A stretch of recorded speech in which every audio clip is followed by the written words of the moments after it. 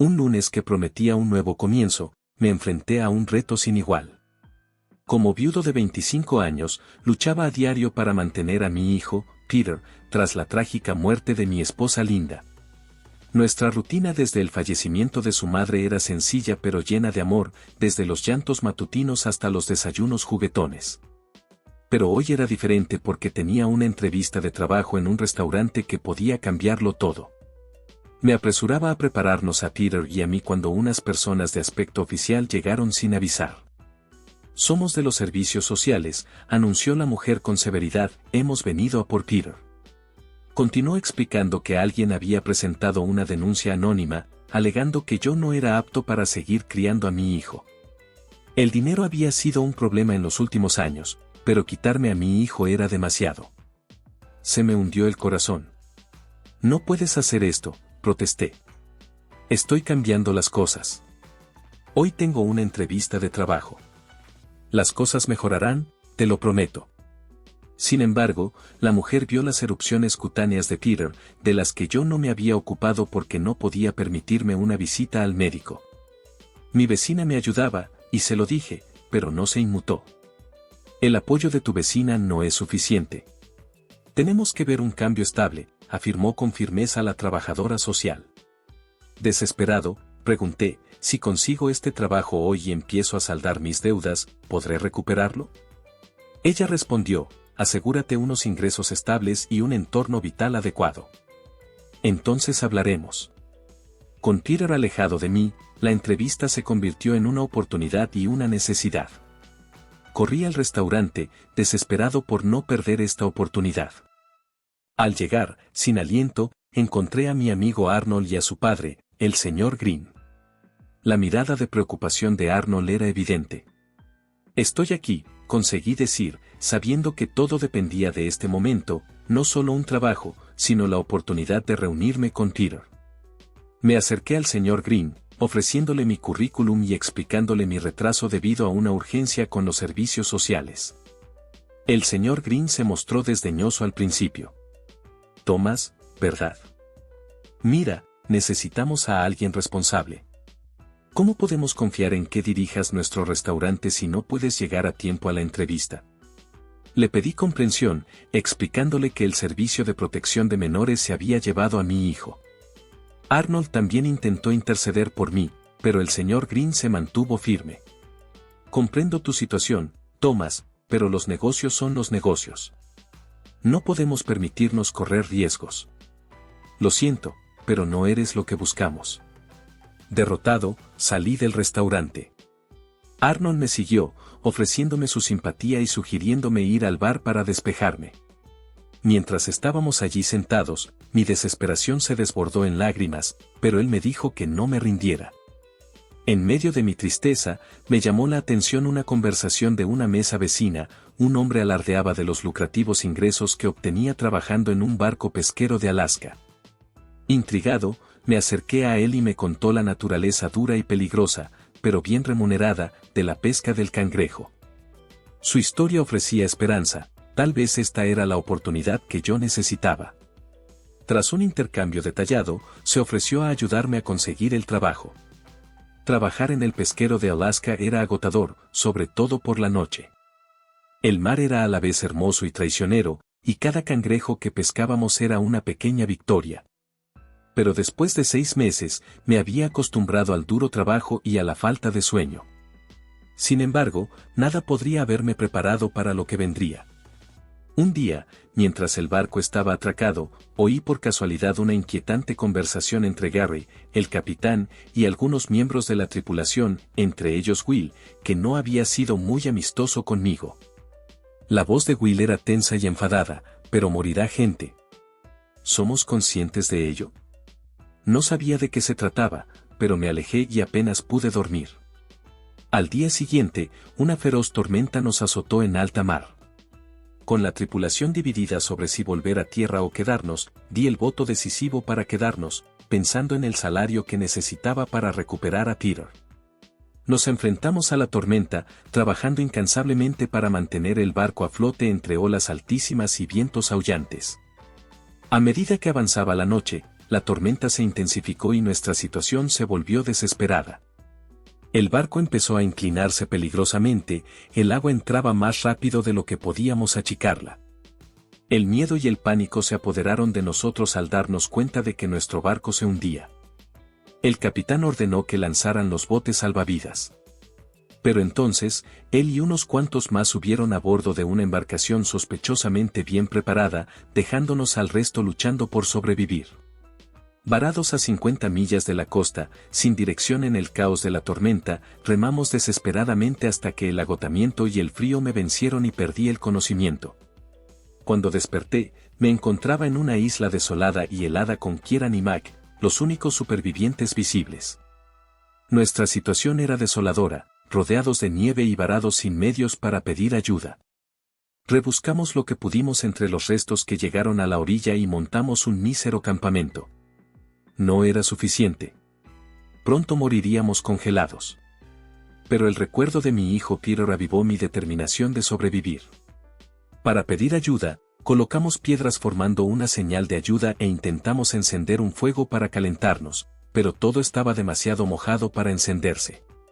Mientras nos acurrucábamos contra el frío, mis pensamientos volvían una y otra vez a mi hijo. Al amanecer, encontramos a Will apenas con vida en la orilla. Kieran y yo conseguimos llevarlo a nuestro campamento improvisado, intentando darle calor con los medios de que disponíamos.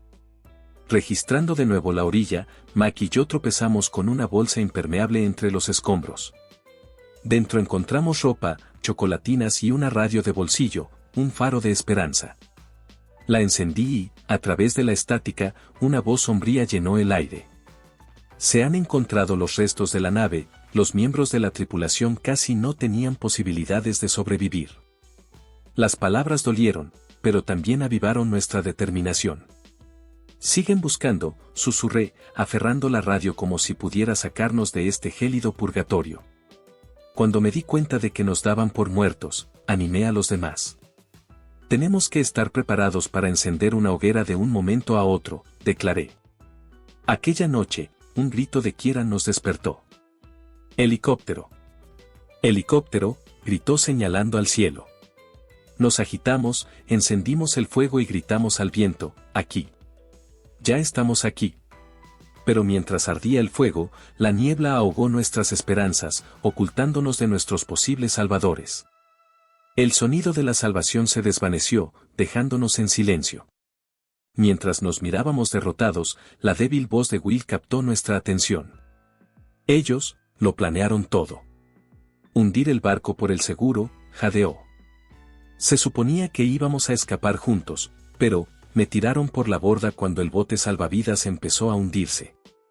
El frío nos mordió mientras procesábamos sus palabras. No podemos dejar que su codicia acabe con nosotros, dije con firmeza, mientras mi mente buscaba soluciones a toda velocidad.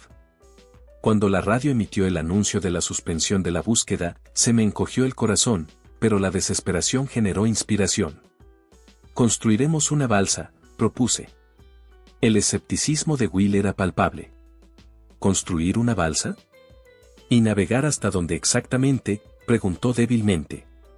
No tenemos por qué saber el destino. Solo tenemos que empezar a movernos para demostrar que no nos rendimos, repliqué. Por mi hijo, me enfrentaré a cualquier adversidad. Recogiendo materiales de la isla, construimos una balsa improvisada. Fue una tarea agotadora, luchando contra el frío y nuestra menguante esperanza, pero la posibilidad de reunirnos con nuestras familias nos empujó hacia adelante. Esta balsa es más que nuestra huida, es nuestra esperanza, declaré mientras examinábamos nuestra obra, una frágil embarcación que tendría que funcionar. Lanzándonos a las aguas heladas, Will y yo partimos, dejando atrás a Kieran y Mac con la promesa de volver. Unas horas más tarde, busqué algo de comida y descubrí que ya no estaba. Pero sin duda había metido algunas cosas en la bolsa que nos habíamos llevado. Mac y Kieran deben de haber cambiado la bolsa, susurró Will, sacudiendo la cabeza. Nos arreglaremos, le aseguré, aunque no pude evitar apretar los labios.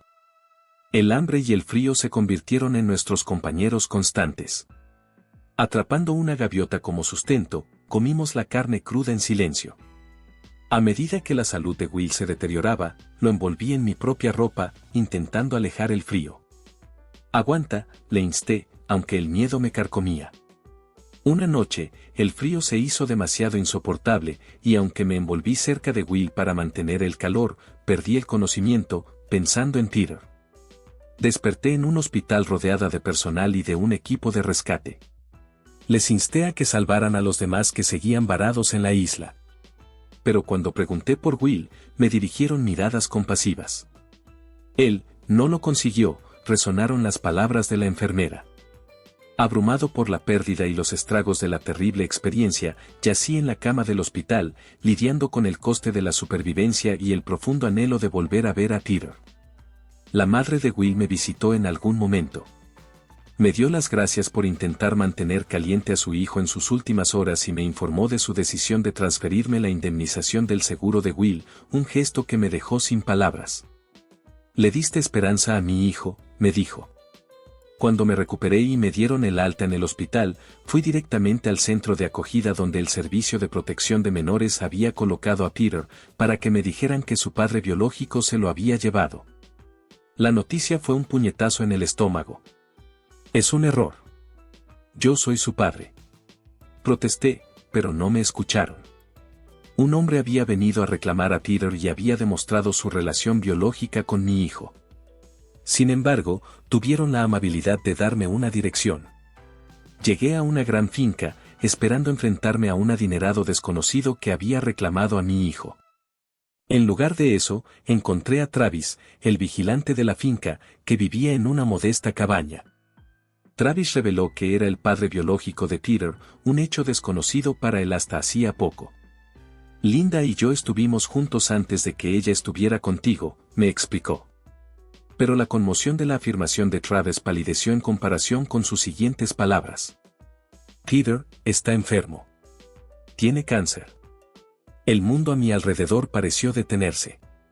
Todas las luchas, la supervivencia y las batallas libradas hasta ese momento convergieron en una verdad singular y devastadora. Mi hijo, mi pequeño Peter, estaba librando la mayor batalla de su joven vida. En cierto modo, su barco se hundía. En ese momento, Peter salió de otra habitación y mi corazón se hinchó, pero mi pequeño fue a los brazos de Travis. «Papá», dijo feliz. Fue entonces cuando mi corazón comprendió que mi papel en su vida había cambiado. Pero siempre le querría igual. Rápidamente extendí un cheque de $150,000 para los gastos médicos de Peter. «Esto es para el tratamiento de Peter y para lo que necesite», le dije a Travis, con voz firme y decidida. Su confusión era evidente. «¿Por qué haces esto?», preguntó, desconcertado. Mirando a Peter, respondí, «Porque mi amor por él me mantuvo con vida. Puede que no sea mi hijo de sangre, pero forma parte de mí. Y es inocente en todo esto». Entonces, les conté todo sobre mi viaje a Alaska y mi supervivencia. Al salir de casa de Travis, mi corazón estaba apesadumbrado pero en paz, sabiendo que había hecho lo correcto. Pero necesitaba volver al trabajo. Se había castigado a las personas adecuadas y Kieran me había llamado con otra oportunidad de trabajo en otro barco. Era un buen dinero, y decidí marcharme enseguida. Pero mientras hacía las maletas, Travis y Peter aparecieron en mi casa. Cuando les conté lo que hacía, me sorprendieron. «¿Podemos ir contigo?», preguntó Travis, y Peter asintió con entusiasmo, aunque no sabía si entendía mucho. Pero me miraba con ojos grandes y una sonrisa caída. Al ver la mirada esperanzada de Peter, me di cuenta de que el vínculo que compartíamos seguía siendo fuerte.